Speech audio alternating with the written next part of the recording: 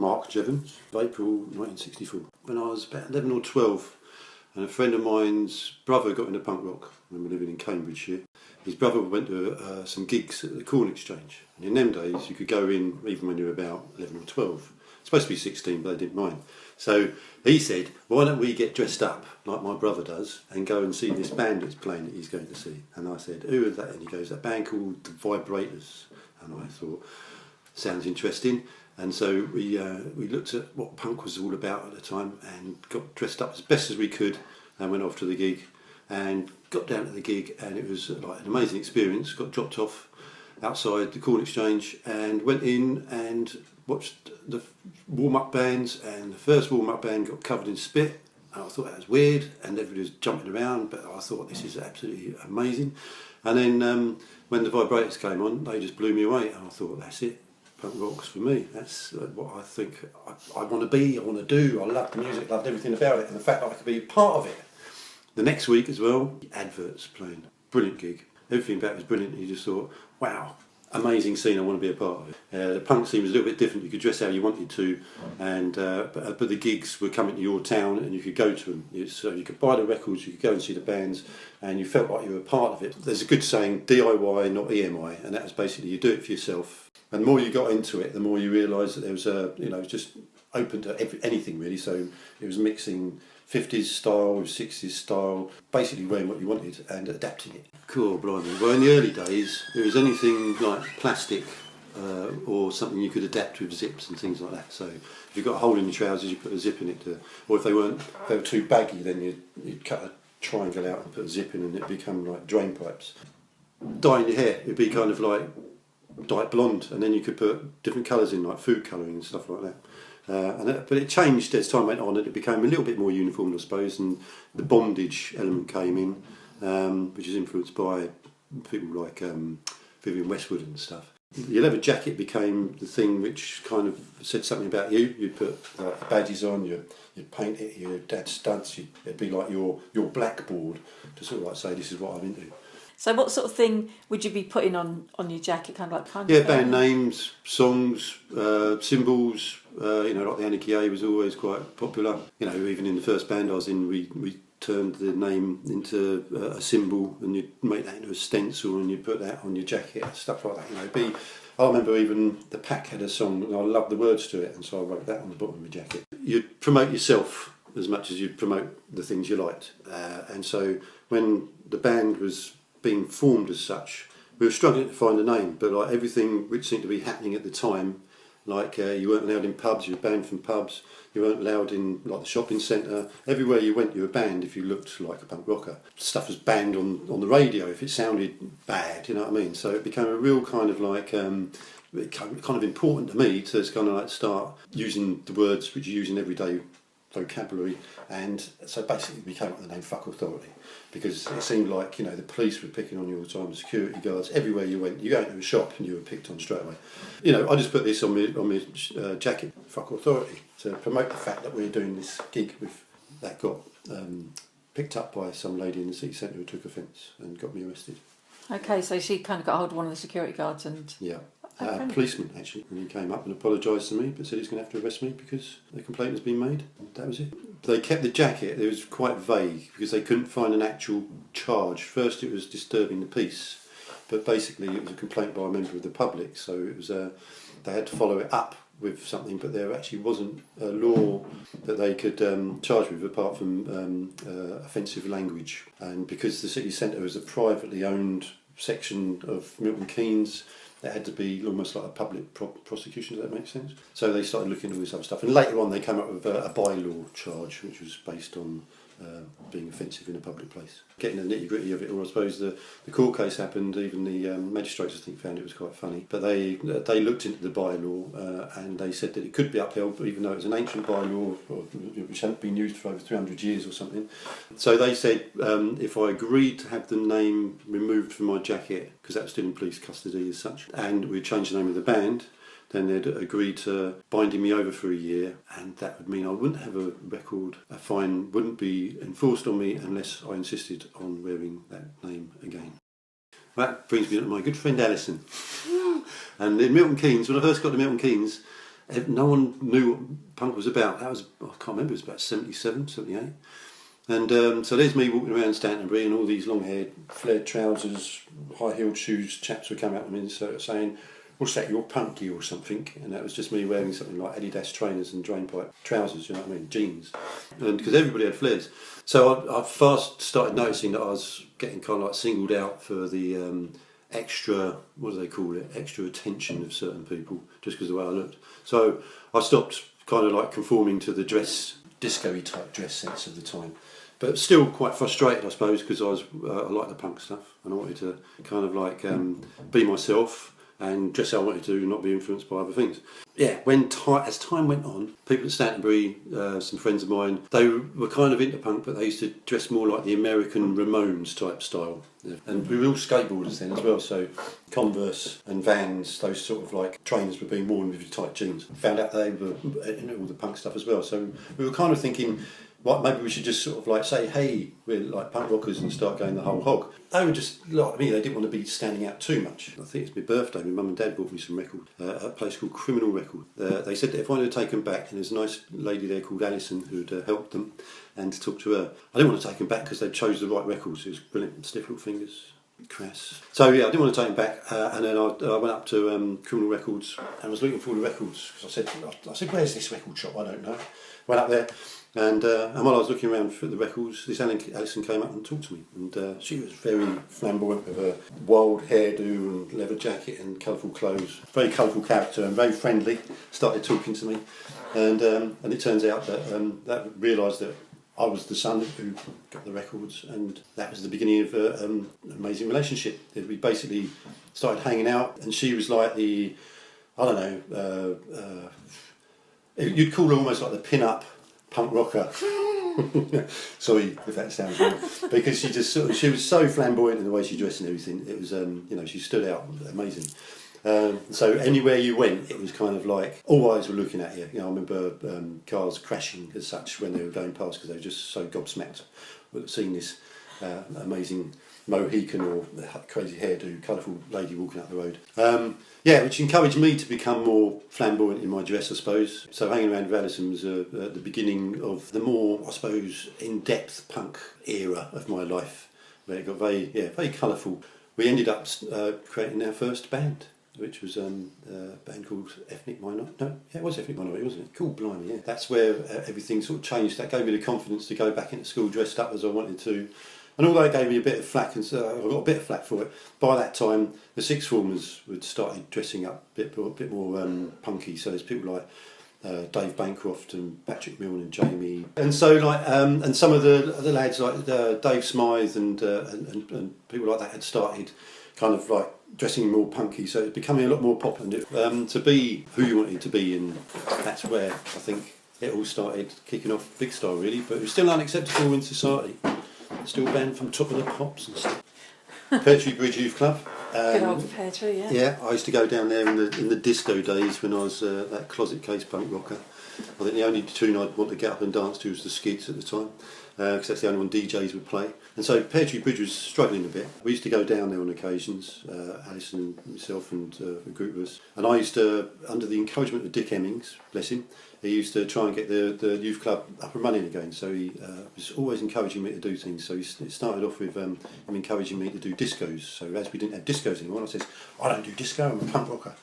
And he'd say, doesn't matter about that, you can just play what you want because there's no one here.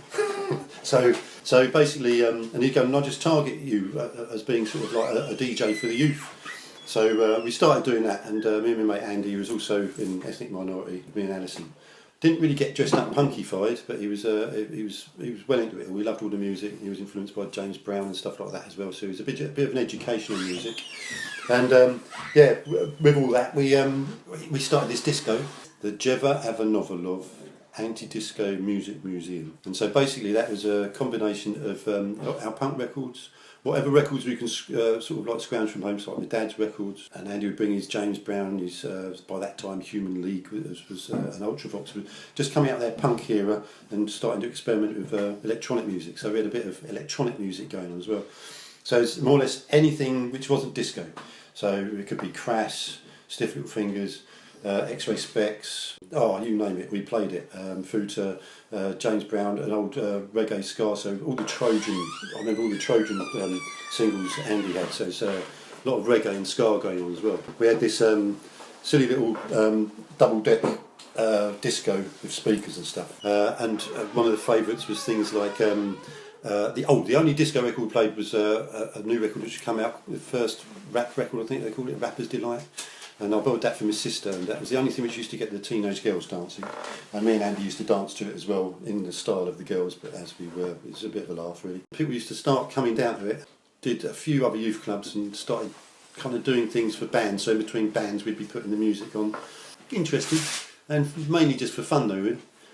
There was loads of bands coming down to the youth club and practising, so he was hiring out rooms to practice. And what happened was that he said, why don't you create a band, you know, there's all these bands around, you punk rockers, you could create a punk rock band. We were kind of like, yeah, but we can't play, can't sing, can't do nothing. He goes, yeah, but that doesn't stop punk rockers, does it? And so we thought, that's true, yeah, they've all done it, so why don't we give it a go? So me and Alison and Andy, we sat around and thought, what could we do? And Andy, turns out, played the guitar. So he started playing the guitar, and he just showed me a few ways of playing the bass guitar, so I picked up my brother's bass, who had a bass at home, which I think he'd borrowed it from somebody. Anyway, so we ended up, I picked up the bass, and it was just finding a drummer, because Alison said she'd sing. She just sang a few poems and things, and nursery rhymes. We just needed to find a drummer, and we found a drummer in one of Alison's friends, but she didn't have a drum kit, so Dick just said, why don't you just borrow the gear from here? You know, the bands won't mind, I'm sure. So we just went around picking up drums and speakers and things. We actually used to use the disco, which me and Andy used to use, as a Jeva. I can't remember who the first drummer was who actually did perform, but Mark Franks used to drum for a little while, didn't he? Yeah, he kind of stood in, didn't he? He stood in for a while, and then he started feeling like he liked being in the band. So when we found another drummer in the shape of Sean Finnis, he was reluctant to leave. but,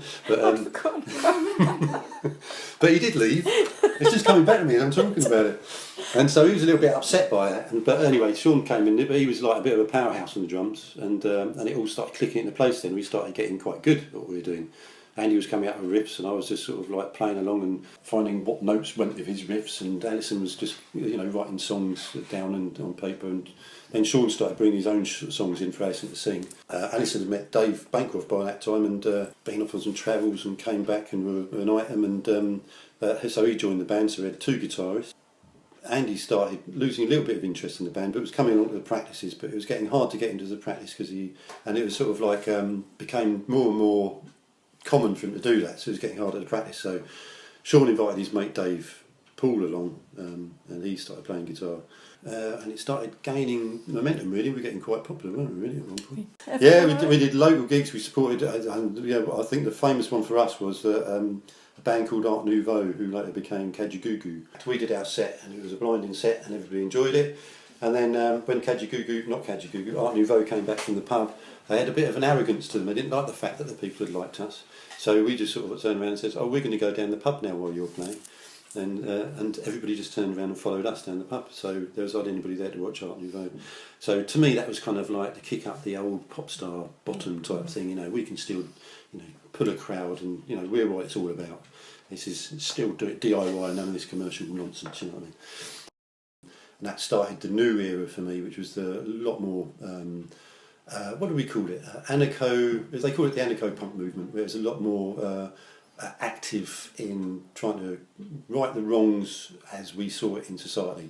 So we'd gone from being DIY out there to do your own thing, and it started being sort of like we should get together and form an alliance as such to try and change things in society, which is better for youth, better for people with our sort of like ideals, which is a little bit more still along the DIY ethic, you know.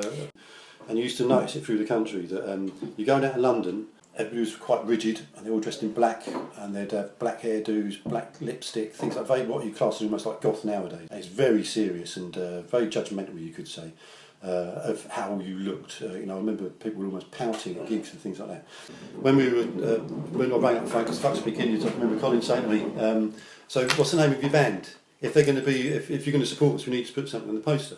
And so we'd go back home and it's kind of like, what, they want a name to put on the posters. They've agreed we can support them. And it's just sort of like, at the time, because of all the trouble we seem to be getting in, so I had a van and every time I drove it anywhere, I got stopped by the police. So it was all, everywhere you went, you're like a criminal. I remember Dave and Alison driving and they used to have to put their head up into the top of the car so the police couldn't see their hairstyles.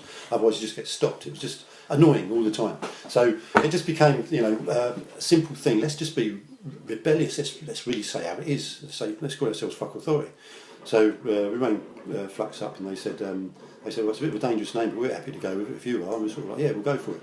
Went for it, and we did one gig as Fuck Authority.